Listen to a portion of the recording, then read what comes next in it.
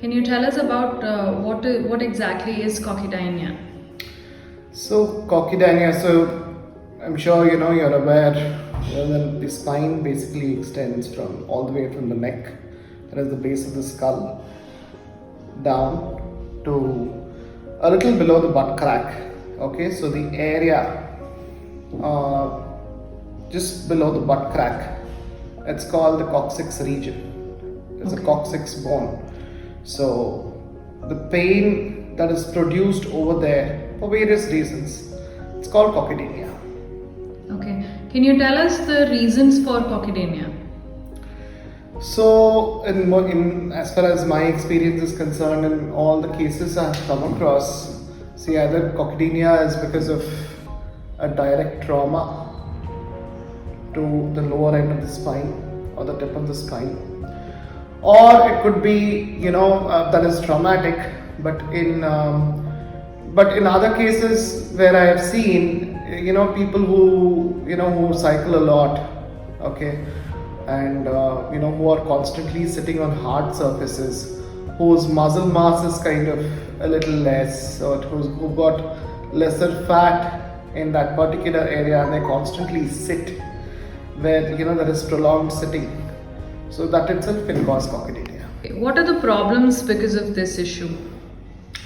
So coccydynia, typically it presents as very severe pain, mostly in certain sitting positions. So if the person has had a trauma to the lower end of the spine, okay, what can happen is they usually cannot sit on hard surfaces, or even if they sit on a soft surface, they cannot lean back and sit because the pressure falls on that area. So the gap between the buttocks and the firm backrest, if it is there and the pressure is falling on that particular area, it can cause severe pain. That is one reason. Second reason being, like I said, if if somebody has not had any trauma, then it is the lower back stiffness that itself causes this kind of coccyx pain. See, people experience sciatica, people experience radiating pain. What I'm trying to say is, even this particular area is supplied by nerves from the lower back only. So when the lower back muscles become very stiff for various reasons, it can cause coccyx pain. What are the current practices to curtail this issue? And do they work? Do they help? See, in case of traumatic coccydynia, where the person has had a direct injury to the lower end of the spine, the impact is such that it has caused some kind of damage inside. When I say damage, it could be a fracture, it could be the muscles going into a very bad spasm. Keep the coccyx in its place. It can cause coccydynia.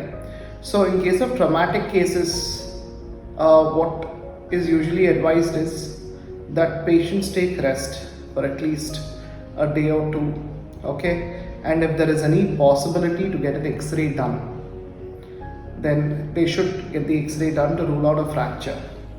Okay, that is one. Secondly, it's very rare that somebody advises surgery for such cases. So what is the solution? So the usual practices in place is initially give at least good rest, that is avoid sitting, because that's what causes the pain and that's what causes the pressure on that particular part of the spine. So let them take as much rest as possible. Okay, so for how many days? Now this rest period cannot go on be prolonged. So the first 7 days play a very important role, because if there is a crack fracture, or if the coccyx has dislocated slightly from its place, or it has changed its position because of the impact, usually there is edema, there is inflammation. So to counter that, what we do is we give the patient rest, we advise rest for 7 days at least, and then start off physiotherapy. Physiotherapy is very important, but the same physiotherapy will not help if the pain becomes chronic. So in case of coccydynia, which is acute, that is, it has happened because of a trauma. Rest for the first 7 days is very important, and after that physiotherapy is very, very important, because when a patient is taking rest that is than usual, okay, because of the pain, the spine muscles also become very, very stiff and they tend to become weak. So when there is no work for muscles, it becomes stiff. So to counter that stiffness, to tone the muscles and to bring the flexibility back, it is important to start exercises, active exercises. They usually give localized steroid injection, which may work, which may not work, only time can tell. I wouldn't advise anybody to go for these injections.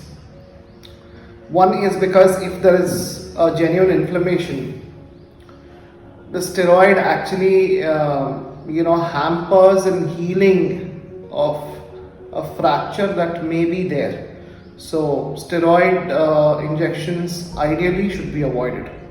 That is one. And in cases where pain becomes very chronic, patients should be encouraged to do exercises, maybe very customized ones, and also practice lower back exercises.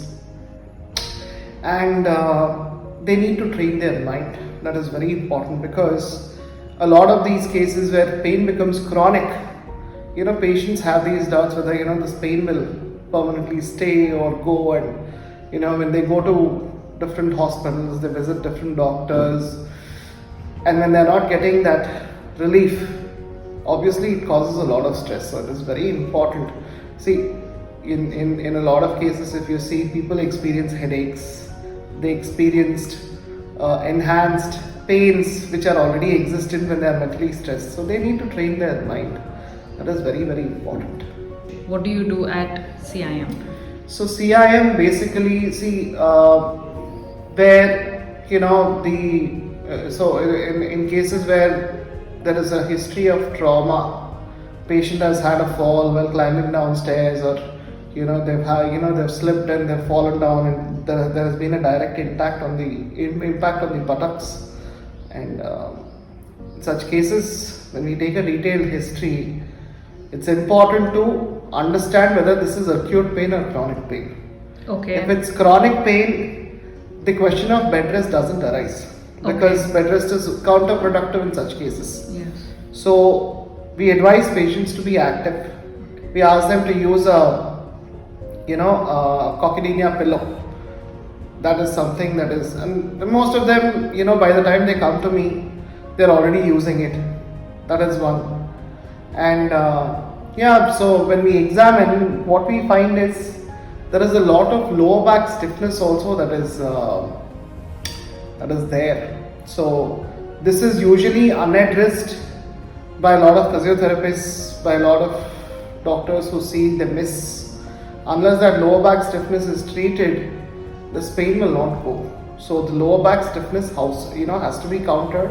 Lower back muscles need to be toned, which means they need to do strength training for their lower back also. This is not about just treating coccyx and localized pain. It's not as simple as that. And here we do give spinal manipulations. But in my experience, as far as coccydynia pain cases are also concerned, it's not like manipulations really help. Manipulations alone help.